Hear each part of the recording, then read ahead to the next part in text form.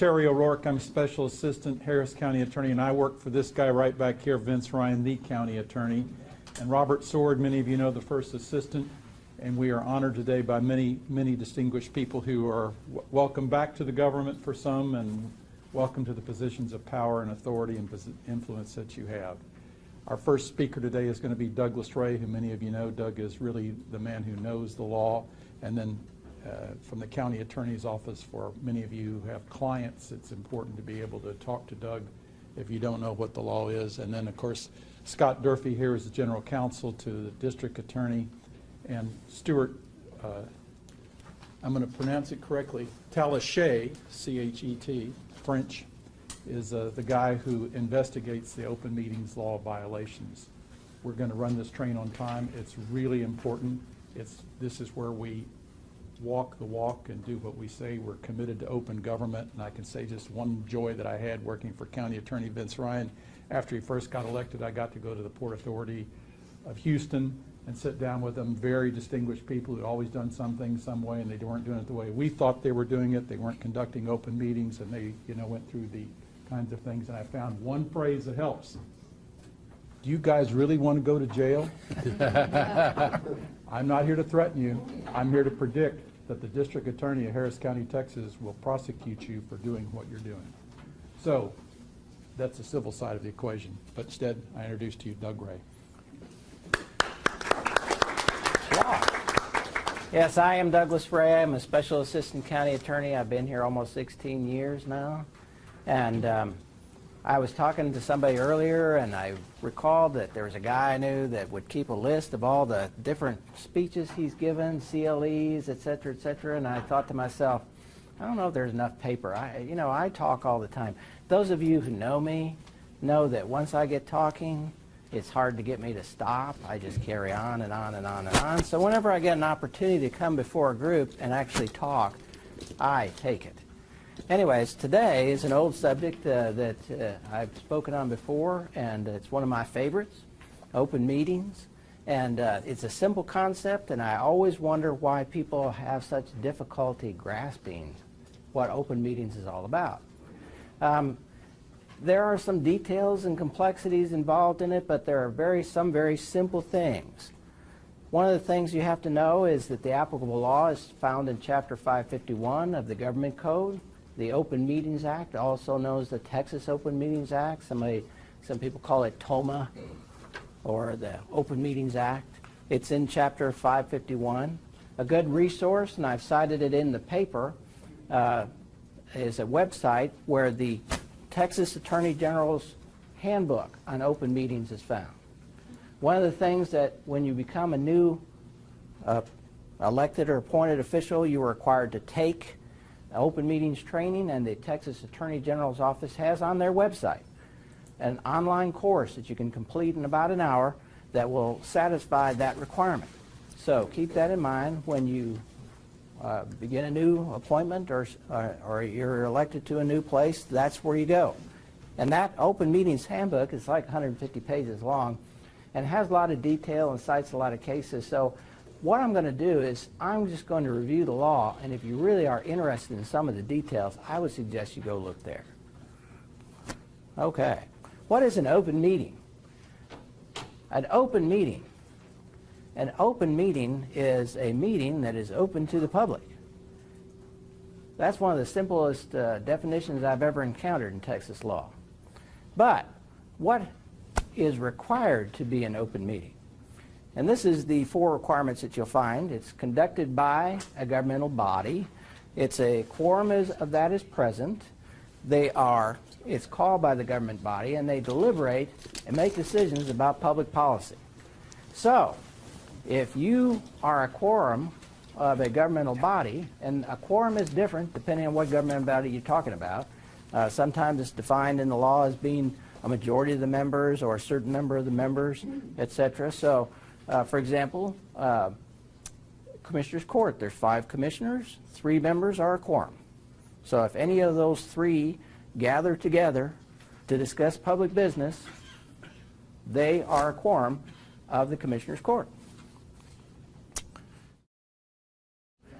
gatherings which are not subject. Now, this is usually the question that somebody comes up with when they start talking to me about open meetings. What can we do that's not an open meeting? Mm-hmm. And so this is actually much more important than defining what is an open meeting. There are several examples that are in the statute. Gathering at a social function.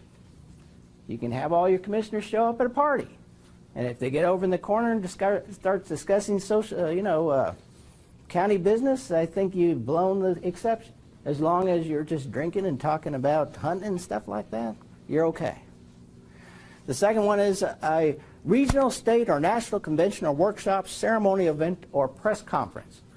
All of the commissioners can appear together at a press conference to answer questions from the press.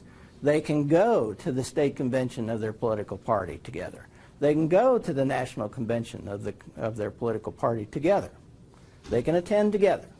They can show up for the dedication of a new statute. A candidate forum, a debate to inform the electorate. So, if they're all up for election at the same time, they can show up at the same place. They can answer the questions or make their statements about their qualifications for election. That does not qualify as an open meeting under the Act. Even though they're talking about county business, they're not deliberating about county business. But look at that caveat at the bottom.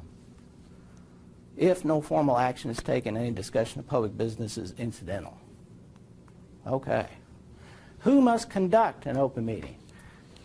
Here I would advise you to look into the Act itself if you're not dealing ordinarily with a body that you're sure is subject to the Open Meetings Law.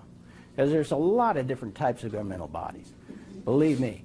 But we get to deal with Commissioners' Court. Commissioners' Courts are explicitly included on the list of what a public body is that's included in the Open Meetings Act. So there are state boards, Commissioner Courts, municipal governing bodies.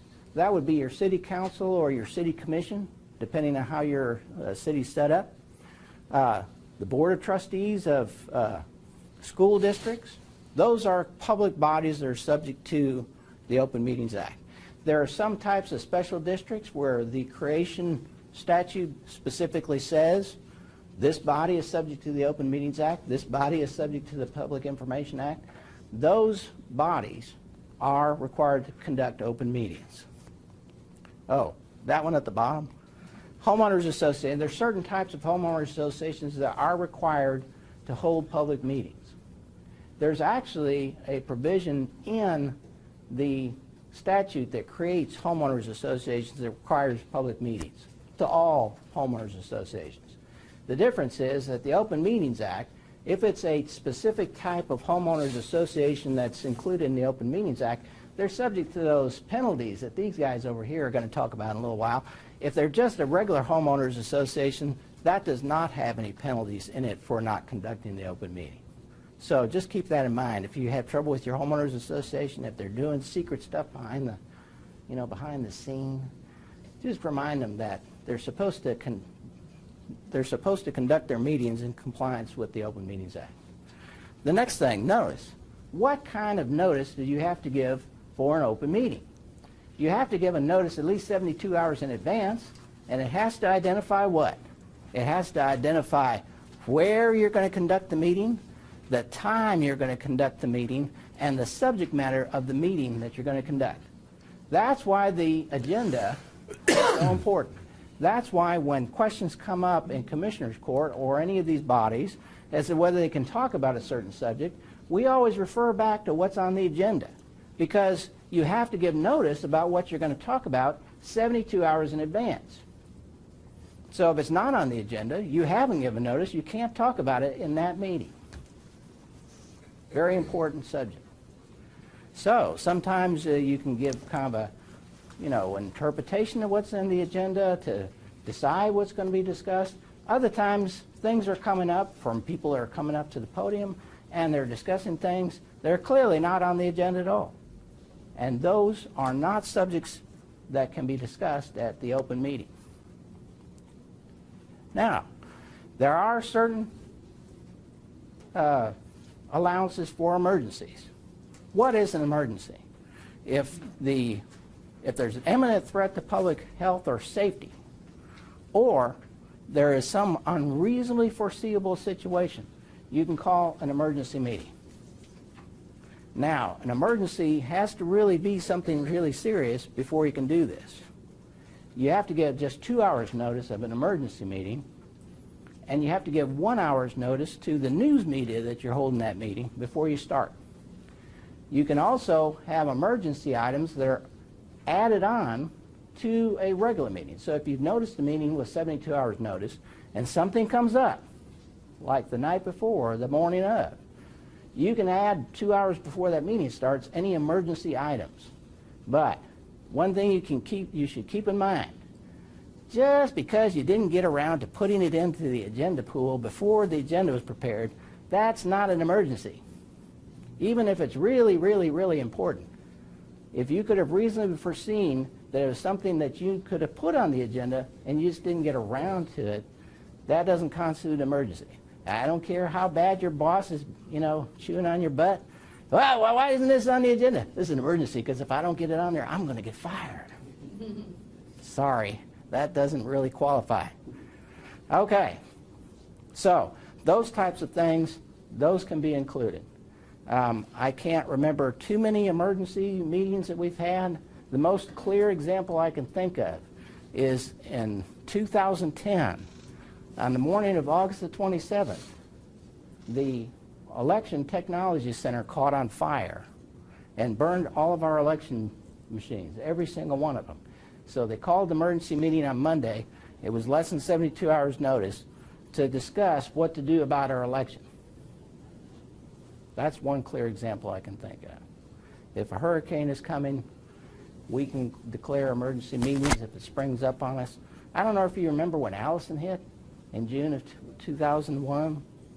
I can remember going to bed the night before that storm hit, and the weather forecaster saying these words, well, there's no tropical activity in the Gulf at this time. The next morning, I was before I was at the county attorney's office, and I was working for the Texas Attorney General's office, and I was in the transportation division, and we would conduct eminent domain commissioners hearings at TransStar. It's a nice facility, and we would use their conference room. And afterwards, what I would like to do, because the state of Texas is one of the partners in TransStar, you can just take a seat there, Mr. Lamont, is show the place off.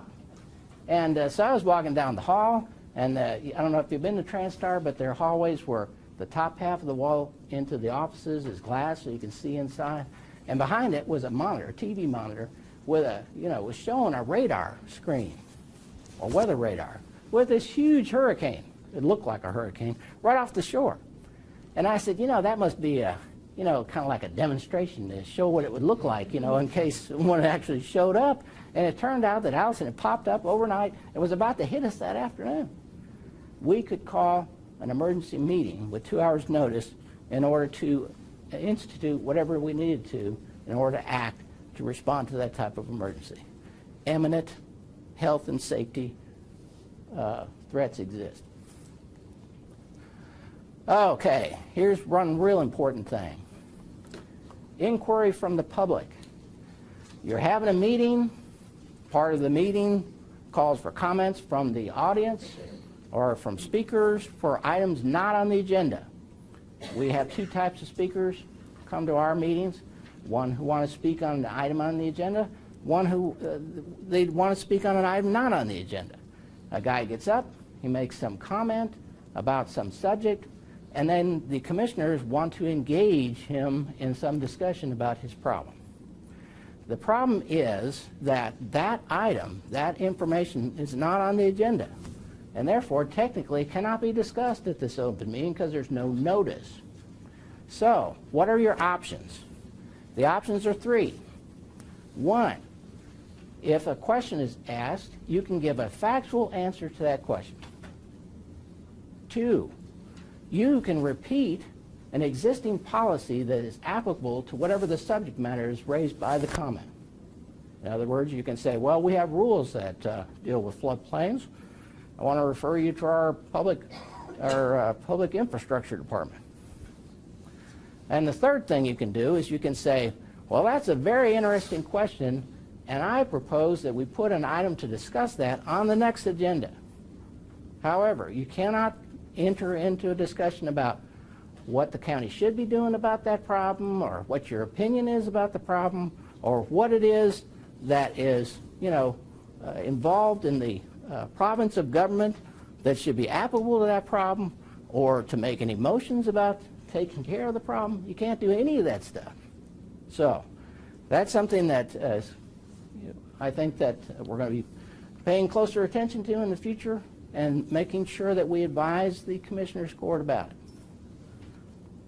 Let's see. Record of meetings. Okay. One of the things you have to do to conduct an open meeting is keep a record of the open meeting. You can do this two ways. You can do it by having minutes prepared, or you can make a recording of the meeting. You can say, okay, we're going to put TV cameras up here, make a video recording of the whole thing. That's one way.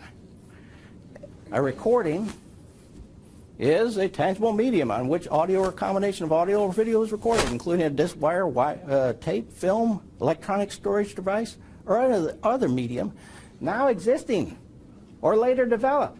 Gosh, don't you like our legislature? They actually anticipated that technology might advance faster than they could think.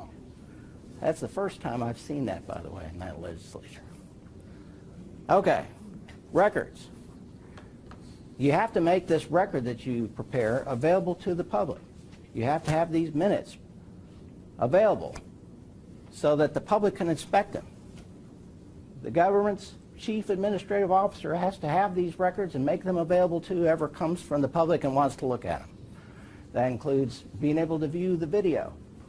We had a meeting the other day, and several people have asked me, isn't that the longest meeting that we've ever had ever? It was 6 hours and 52 minutes from beginning to end, and all I can say is there's a video that's available for your edification in case you want to watch it again. It's a mini-series rather than just a regular show, and but that is available to the public for their observation. Okay. Anybody who's at the meeting can also record the meeting. So they can whip out their phones and hold it up and record the whole thing if they want to. Now, the body can come up with rules, reasonable rules that don't interfere with the person's ability to actually record as to where they can stand and how they can film. But you have to allow them to do it. And I've had calls. This guy has his own camera here and he wants to record. What do we do? Let him. There's a statute that says he can do it. What about transcriptions? Can it be transcribed by a court reporter professionally? Yes, I think so. You mean if somebody brought a court reporter and they brought their machine? Or even a commission member? Oh, sure. Okay. And then is that transcription, does that have to be made available to the public too? Okay. The transcription or the recording that's made by an individual member, that's theirs. Nobody has the right to it except them. So if you say, okay, in addition to the record that we're preparing, I got my own person over here. That person has the right to record what's going on, and whatever arrangement they've made to share that, that's theirs to make. So if somebody hires them to do it, then whoever hired them can keep that record to themselves. They don't have to share it. Now, if it's the officially sponsored recording by the governmental body has to make their recording available to the public. So that's a difference. So that person, whoever it is, the other recording, that's not a public record. And the other exception would be if the person making the transcription is doing it on government time, say a county employee, that could be subject to an open records request, right? Yes, I believe so. Okay. I believe so. County person saying yes. Behind you, okay. Oh, yeah. I don't think she does public information anymore, and that's why she's smiling. Okay. There are exceptions. There are, in fact, 27 different exceptions to the open meetings rule. You may have heard this referred to, and I've always heard it referred to as executive session. The statute does not use the expression executive session. It calls it a closed meeting. So there's open meetings and there's closed meetings. These, and they're listed all in your handout there, are the exceptions to an open meeting. Some of these are the most popular ones. One is the consultation with attorneys, my personal favorite, since I get to go in there and hear whatever it is they want me to advise them about. Discussions about buying and selling property. There is one that's applicable only to counties, and that is if the Commissioners Court unanimously agrees, they can go into executive session or a closed meeting to discuss contract negotiations. That is applicable only to counties, only county commissioner courts, explicitly by the statute.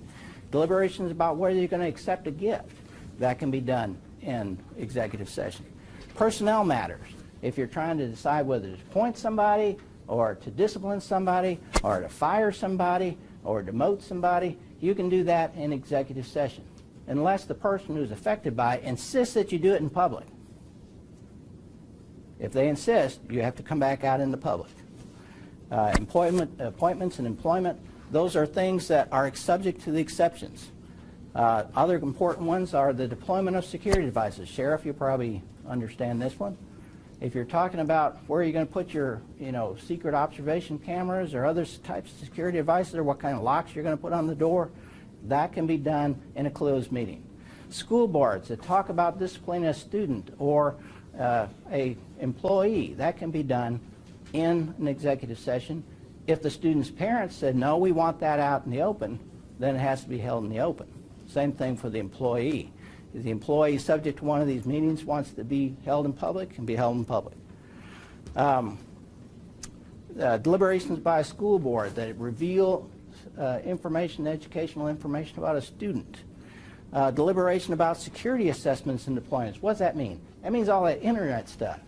When we're worried about people hacking our system and stealing our information, if we're putting specific defenses into place, when we talk about those, that can be done in a closed session. We don't have to reveal to the world how we're protecting ourselves as far as the internet's concerned. Now, to conduct a closed meeting, what you have to do is, first of all, you have to convene an open meeting. You have to actually say, okay, this session, Commissioners Court is now in session, and we are going to go into executive session, into a closed meeting. And we're going to do that pursuant to one of the exceptions that are listed in the statute. But you have to identify what section. So you have to say, we're going into executive session to discuss, to get some advice from our attorney, subject to that 551.071. Or we're going to discuss a contract. Or we're going to discuss a personnel matter. You actually have to identify the section of the statute that you're using as an exception to the open meetings law. Then in the record, it has to actually show what time you went into executive session, and when you're done, what time you came out. So the record has to show that. So make sure your presiding officer is saying, we're going into executive session. We're doing it pursuant to this exception. And it is now 10:29. And when they come back, we are now out of executive session, and it is 10:45. Make sure that's in the record. This thing is pretty bulky. Okay. The record that you have to keep of the executive session, there's two different types. One is what's known as a certified agenda. The second one is a recording. So you can set up recording equipment in your executive session to record what's going on, or you can have the presiding officer prepare and certify what subjects were discussed and what decisions were made. Certified agenda is usually the way to go. Now, the certified agenda or the recording of an executive session is usually only available if there's litigation over whether you are properly conducting an open or closed meeting. The judge can examine the certified agenda in camera to determine whether or not the closed meeting qualifications were met. Then, He can either come out and say, okay, you're not getting any of this material, or you're getting some of what took place during the closed meeting, or all of it. And that can be admitted into evidence. This has happened to me only once. And it was actually a situation where the information that was in the executive session was helpful to me, and I wanted the judge to order me to, reveal what was in there. And I finally convinced them to do it. They were convinced we were engaged in all kinds of nefarious activity back there in the back room that was detrimental to his client. And I kept telling them, no, we weren't. No, we didn't do that. That wasn't us. And I could prove it to you if I could just get that. Exactly did. But I had to be ordered to do so by the judge. The judge can also grant what other legal and equitable relief that might be available to satisfy this requirement. Doug, who's the custodian of those records? The certified agendas. We generally consider the county clerk to be the custodian of all county records, so I believe it's the county clerk's office. Okay, telephonic and video conferences. There are lots of different entities that can do telephonic conferences as part of their setup. Ours, county commissioner's court, is not one of them. Institutes of higher education there, governing boards, junior college governing boards, Texas Board of Criminal Justice, etc. Those boards have friends at the legislature who say, it's a real pain in the butt to actually have to go to all those meetings. Can I just call in? And they set it up so they could. Commissioners' courts aren't that friendly with the legislature. So, but we can do telephone conferences in some situations. If there's an emergency and a public emergency necessitates that we do a phone conference, we can do a phone conference. You have to convene at one location a quorum of the government. You have to be able to certify that convening a quorum of the governmental body at one location is either impossible or very difficult. In times of natural disaster, we may be able to get 2 guys in one spot, but we can't get 3 guys in one spot.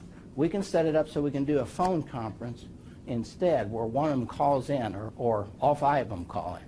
The meeting has to be held, is subject to the notice requirement of all other public meetings, which is ordinarily 72 hours, but can be done on an emergency basis, so there's a threat to public health. And all parts of the audible meeting have to take place at a specified place. So you have to say, okay, we're going to hold a telephone conference. It's going to be at this place, and everybody can call into this place. That meeting has to be audible to everybody who's at that place, and everything everybody says has to be heard, and you have to make a recording of that meeting, which will be made available the same as every other recording. But that's only in an emergency situation. Video conferences. You can set up video conferences. What you have to do is you have to specify a place where a quorum of the body will be, and also specify the place where anybody who's going to call in is located. So if you have 4 guys on your 5-member board who's going to be at the regular meeting place, and you have 1 guy who wants to call in, he's gone skiing or something, but he wants to participate in the meeting, you have to say, these 4 will be at our regular meeting place, so-and-so is going to be in Aspen, in this room, at this hotel. You have to specify the place where he's at as well. And not only the place where your quorum is at has to be open to the public, that place where he's at has to be open to the public. So it's not like you say, well, I'm too lazy to get up today. I'm going to have video in from my bathroom, and I'll be sitting in the tub, while we're having this meeting. That has to be open to the public, and it has to be specified in the notice. And each part of the meeting has to be visible to all persons present. So you have to set up a video, for example, like that machine there, where the person who's appearing by video can be seen by everybody in the audience. Now, the internet. A governmental body may set up a internet site where their meeting can appear on the internet, and we have that here. There are certain types of governmental bodies where it is required that they do this. These are transit authorities, subject to chapters such, believe me, Metro is on that list. School boards over 10,000 enrollment, municipalities, home rule municipalities with over 50,000 population, and counties with over 125,000 population. So that includes us. We have to set it up so that you can look at the meetings that are recorded on the internet. You can listen to the audio or watch the video. You have to do that with the counties of that size. But if you broadcast over the internet, you have to set up an internet site where it is accessible to the public, where they can actually log in and watch it. Now, if you have it on the internet also, you have to put the notice that you give to your meetings on the internet site where you're going to hold that meeting. You have to put it in both places, in addition to the other notice requirements. Enforcement. Okay, there are several things you can do to enforce the Open Meetings Act. The first and most powerful thing is that you can ask a court to void the action that was taken in violation of the Open Meetings Act. It's voidable, not void, so you actually have to go and affirmatively ask, but the court can say, they didn't post this in a timely manner, they didn't hold it open to the public, they violated this provision or that provision, and therefore it wasn't fairly done. That action is void. And I've seen that done. I saw it done down in Galveston County several years ago. Now, the second thing you can do is you can go to the court and say, they're fixing to hold a meeting that violates the Open Meetings Act. Judge, I want you to mandamus them to hold an open meeting or to enjoin them so they can't hold that meeting. You can do that. Those are civil remedies. And I've gotten to the point of this presentation where I get to turn it over to my esteemed colleagues over here. So it's my understanding that Scott Durfee is prepared to tell you what possible criminal ramifications to not holding open meetings would be. Scott Durfee has worked 30 years for the district attorney's office, and he is the voice of the district attorney for this purpose. I'm here today to talk to you from the district attorney's office about the criminal aspects of this act. Let me tell you a little bit about myself. I've been doing general counsel stuff since 1995. Early on, I realized that a big part of what I do is open government stuff. And so for many, many years, I developed some expertise in this and then eventually started kind of going out and teaching it.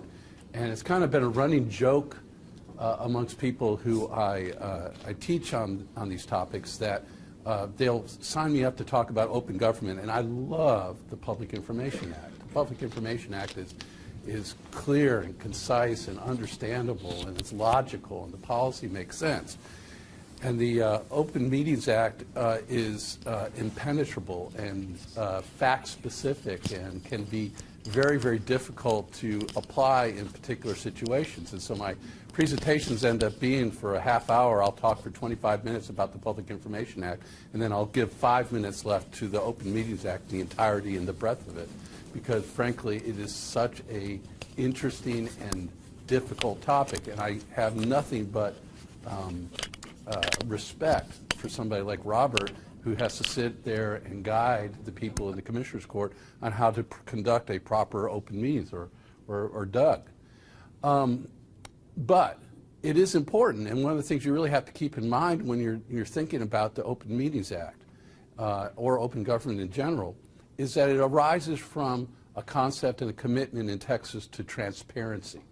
And one of the things I think when you go back and look at Doug's paper and when you look at these slides, the common theme in all of these things is going to be that fine balance between effective government and transparency.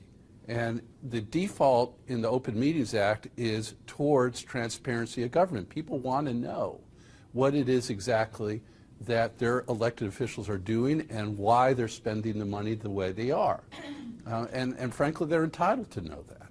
Okay?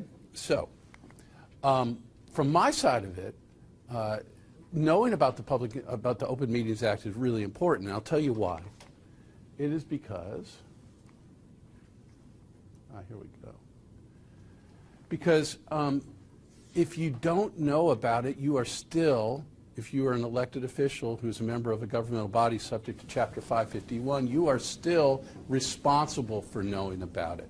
The mistake of law defense in Texas is not really that much of a defense. As you can see in 8.03a of the Penal Code, it is no defense that the actor was ignorant of the provisions of any law after the law has taken effect. You are responsible for knowing, if you are in one of these bodies or if you're counseling one of these bodies, governmental bodies or the individual members, what it is that the act requires. And the best case I can give you of that is a case called, am I pointing in the wrong direction? Here we go. Tovar versus State, 1998. Court of Criminal Appeals case arose out of the Somerset ISD, which is a little district southwest of San Antonio. This is a Bexar County prosecution. And in this case, a guy named Joe Tovar conducted a closed meeting without authority. Joe Tovar's defense in this case was, yeah, I was in the closed meeting, I admit that, but I did not know that the law did not allow me to be in this closed meeting. And what the Court of Criminal Appeals said is, we don't care if you didn't know that the law forbid the conducting of a closed meeting. The fact that you participated in the closed meeting is all that matters. The proof of a mental state with respect to whether the closed meeting was statutorily prohibited is not required for the prosecution of this case. In fact, what they said was that the Act places a duty upon members of governmental bodies to hold open meetings and a concomitant duty to find an exception to the general rule if they desire to have a closed meeting. Note the language there is really carefully phrased. You know, it is not that you have to come up with a reason to have an open meeting. It is really that you have to assume that all meetings are open unless you can come up with one of those exceptions to the open meeting that authorizes you to have a closed meeting. In other words, you're just not allowed to have a closed meeting and say, well, I didn't know that I couldn't. And what the Court of Criminal Appeals ultimately said was, you know, that the reason we're putting criminal sanctions on this is because we want to avoid neglect where the law requires care or inaction where it imposes a duty. You know, criminal law is a pretty severe sanction, but the Open Meetings Act and the commitment to transparency is also very, very significant in Texas law. And that's why these kind of sanctions exist. Now, if you are in a governmental body that is subject to the Open Meetings Act, it is really important for you to know the law. Now, Doug has gone over in some detail what the law is, and Doug, of course, is an excellent source of advice. And one of the things he suggested was you get a copy of the Open Meetings Handbook, the 2018 handbook. It is a really useful online resource from the Attorney General's office. In fact, if you go online, there's also some really good resources from Texas Municipal League and from some other specialty organizations on the Open Meetings Act. And it goes from the AG's handbook, which is extremely detailed, to just, you know, some very basic how-to kind of documents. But you should never really be in a position where you don't know the answer or that the answer is not readily available to you if you have an open meetings question. The second place you can go, of course, is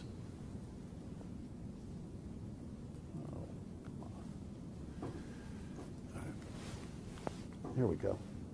Our boss, your boss. Let me go here. Boo. Ken Paxton. His office renders Attorney General opinions on the Open Meetings Act. These are valuable resources. They're all collected mostly in the handbook as well, and those have very much strength of law in them. And then lastly, but not leastly, is your elected. If you're an elected official in Harris County, you can go to the county attorney, Vince Ryan, and ask him for advice. And my good advice to you is, when in doubt, ask your lawyer. And if you are really in doubt, then ask your lawyer for an opinion.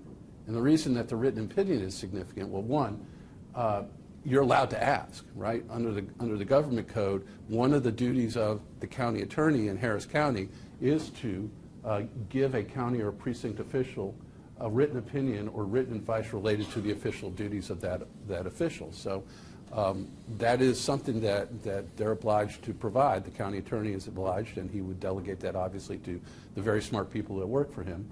And the reason this is significant is because, there we go, the mistake of law defense. One of the things, and Stuart's going to talk about this in a little bit, is the idea that mistake of law is a really, really powerful defense in an open meetings scenario, really in a lot of other open government and other criminal law government scenarios. There are two sources of the mistake of law defense. One is very generalized, it's 8.03b of the Penal Code, and what mistake of law requires are really two elements. Number one, you have to actually believe that what you're doing is lawful, okay? So if you know that you're breaking the law, it doesn't much matter if you get permission from your lawyer to do it. You still have to believe it yourself. But number two is that you also act in reasonable reliance upon a written interpretation of the law that's contained or that has been made by a public official charged by law with the responsibility for interpreting the law in question. So as we referred to back there, Chapter 41 of the Government Code requires the county attorney to do that kind of interpretation. And so if the county attorney renders an opinion in writing, puts himself on the line saying this is a lawful act, and you truly believe yourself that this is a correct interpretation, then you have the benefit of the affirmative defense of the mistake of law, which is a really good thing. Now, in the context of open meetings, there's actually 551-144C, which very specifically incorporates the mistake of law defense. And you'll note that in this situation, they don't even require the first element of you actually believing it. If you look at the language, it says it's an affirmative defense to prosecution of conducting a closed meeting. It's only limited here in this setting to closed meeting violations, that the member of the governmental body acted in reasonable reliance on a written interpretation of the chapter contained in an opinion by an attorney for the governmental body. So, you know, like I said earlier, if you are ever in doubt when, as a member of a governmental body, you know, the answer to these kind of questions is always go to your lawyer and say, can you give me a written opinion authorizing me to go into closed session? And if your lawyer doesn't want to give you a written opinion, then you may not necessarily want to go into closed session because you're kind of naked at that point. You don't have the benefit of this defense. Okay. So when does the DA get involved? Now, as y'all probably know, in Harris County, we are a kind of a bifurcated county. The county attorney, with some very limited exceptions, handles all the civil litigation and civil matters for Harris County. The district attorney has exclusive authority to prosecute criminal cases. So what do we at the district attorney's office do with respect to open meetings? We only get involved if there is some reason to believe that there has been a crime. We don't get involved in sorting out, you know, what the law is on various non-criminal matters. We leave that appropriately to the county attorney and to the attorney general to render opinions on. So to be very, very clear, and I'm not saying this in an inappropriate way, but we're not in the business of giving advisory opinions or advice on the enforcement or violations of the Open Meetings Act. The way we express ourselves when we believe that a crime, that there's been a violation, is by issuing an indictment or asking the grand jury for an indictment or a no bill. That's our opinion. Otherwise, we're not in the business of doing that kind of thing. So, what are the criminal offenses under the Open Meetings Act? There are 4, 2 of which are probably, to my knowledge, have never been actually enforced. Number 1 is participating in a closed meeting knowing that a certified agenda has not been kept or a recording of the closed meeting has not been made. My understanding would be if you were in a closed meeting, your lawyers are going to be present.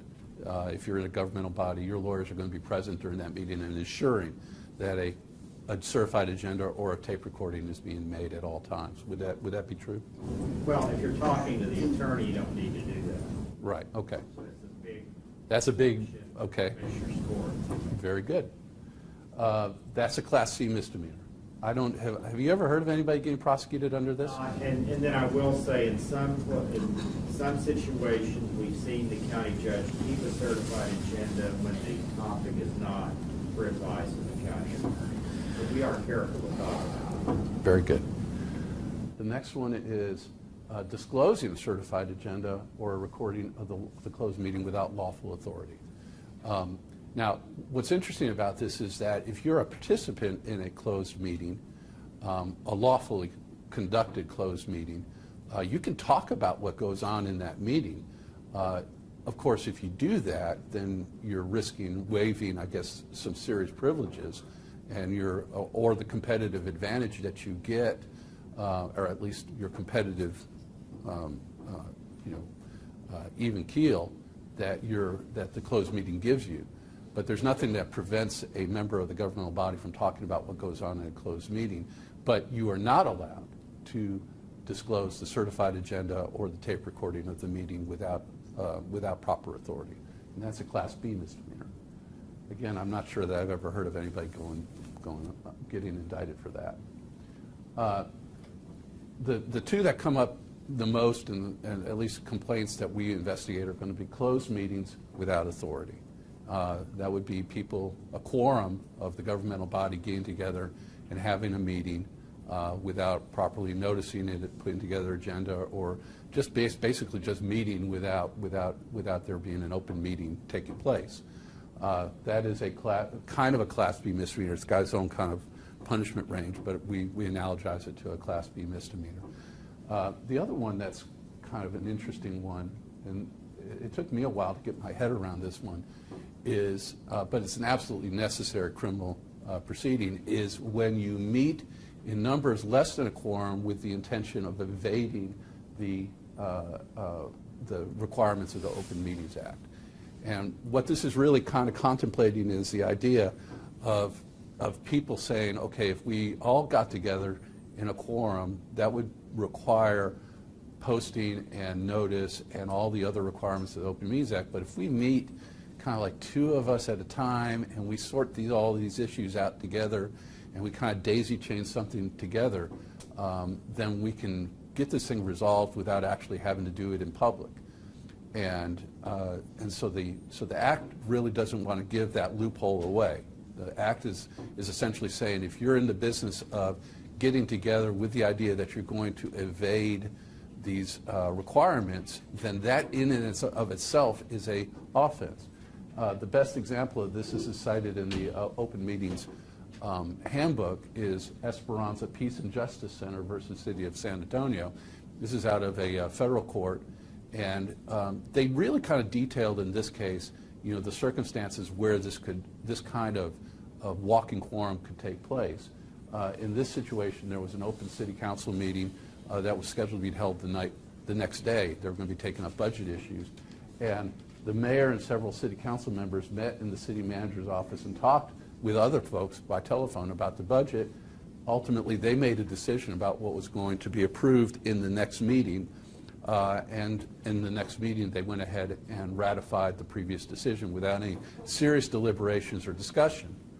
And in this situation, there were a lot of aggravating circumstances, the most significant of which is that the city manager actually kept track of which members were present so as to ensure that there was not a quorum at any given time, because they were thinking to themselves, well, as long as there's not a quorum, I don't have to worry about it.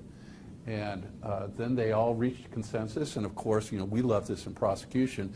They memorialized it with the signatures of each council member so that there was a manifested consensus. And then what they did after that was just rubber stamped the agreement that they had all made.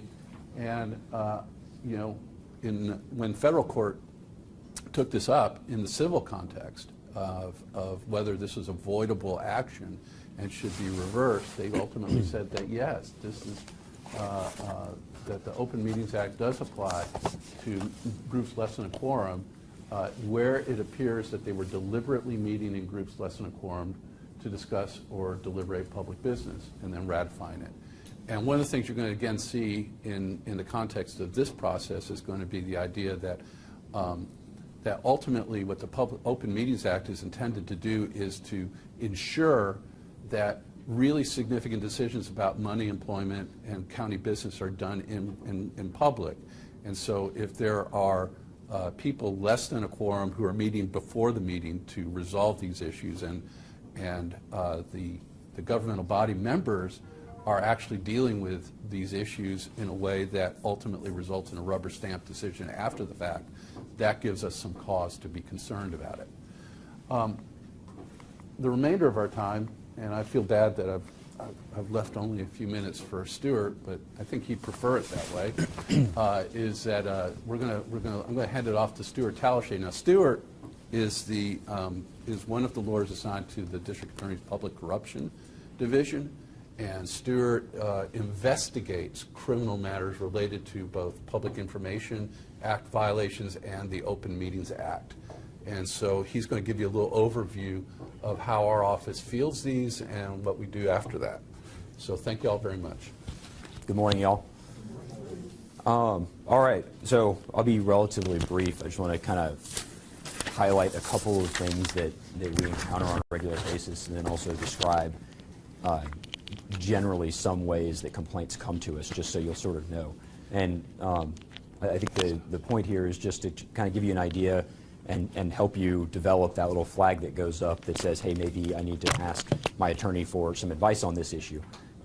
Because again, as Scott pointed out, that really is kind of a get-out-of-jail-free card. If you realize that there might be an issue up front, you go to your attorney and you get written permission from them, let them evaluate and say, yes, you're okay to do this. I mean, that really is the best way to go about it. Now, as Scott said, it's really those last two criminal laws that we deal with. And primarily, the big one is really this whole idea of a walking quorum. So to start with, I want to talk about what a deliberation is. And it's defined in the statute, and the reason I want to point it out is because it's really, really broad. Some of those civil consequences that can come from holding an improper meeting, such as the actions are voidable, I don't really think that impresses the broadness of what a deliberation is, because a deliberation is just any conversation between members of the governmental body. You don't actually have to hold a vote or come to any sort of decision that even could be voidable to have a deliberation. If you get together and you talk with other people in the governmental body about the government, about the business of the government, you are deliberating. And it doesn't matter whether it's a preliminary talk, it doesn't matter whether you're just trying to build an early consensus on an issue. Wherever you are in the stage, that counts as a deliberation. And so that's sort of where you get into these walking quorum ideas. The walking quorum is when, if there are 5 people on the board, 2 people get together, and because then you're not a quorum and they're going to talk about it, and then one of those people is going to go to a third person and they're going to have another conversation. Well, at no point did a quorum ever get together in one room or on one text message chain or whatever it is and have a conversation. But the totality of that circumstance, because 2 people talked about the same issue and then one of those people went to the third person and had another conversation, is 3 people were involved in that conversation over a period of time. And so that is going to count, and that's going to be a violation of the law. Let's see, and then I think that kind of covers it for just sort of the technicalities of it. So now I'll just sort of tell you how or the general way that we get these complaints. There are 2 main ways. One, you guys will notice that there are going to be regular people who show up to the meetings, and they are there to watch or participate in various official capacities and unofficial ones. If those people notice something weird or something that strikes them as wrong, or they're following along with an issue and all of a sudden decisions are being made and they don't know how they're being made, people tend to come to us and say, look, I don't know what's going on here, but it seems like there are discussions that are happening because decisions are being made where clearly everybody knows what's going on, but I've been at every one of these meetings and I don't know what's going on, so something's happening. That's one way, with somebody who is just supposed to be in the meetings. Another way is the things that you guys do affect everybody in the county, and a lot of what you do, not everything's as exciting as dealing with emergency management or things like that. There's a lot of stuff that is just kind of mundane and routine that you do every single day, and you don't, eventually you get to a point where you don't think about it. But some of those, issues are going to affect a particular citizen in a certain way, and that it's really important to them. And so, I mean, like an example of that is if you're deciding, whether you want light posts on a street to be green or to be silver. Well, okay, that's probably something that happens every single day and is not a big deal. But maybe to somebody who lives on that street, there's a light post right outside. It's always been green. They really want it to stay green. They know this decision is going to be made, and so they start looking at the agendas. And they show up to every single meeting where this is on the agenda and it's going to be discussed. And if they show up to every single one, and all of a sudden they show up at one and there's a vote taken and nobody's ever talked about it, nobody's ever mentioned it, nobody's ever done any sort of cost analysis or any opinions or any public discussion, well, those people get upset. And they think it gives them the impression that there must have been some discussion among the members of the board ahead of time or in some other forum that allowed everybody to come to this vote and this unanimous vote on the issue. And so they come and complain as well. Those are probably the two most common methods that we get for complaints. And then just sort of the way that we go about it, we get those complaints in and we just start asking questions. I mean, the whole idea here is that government is supposed to be transparent, and so that makes it pretty easy for us. We start going, we ask for the agendas, we start looking at, what were their closed meetings, were they properly held, and one of the first questions is, were the attorneys consulted, and is there a written opinion that was issued in advance? Because again, as long as that happens, it's going to get you out of most of the trouble that you could possibly get into. So I really stress getting that written opinion in advance. Thanks. We're trying to run this train on time. Thank you very much. Thank you. We appreciate it.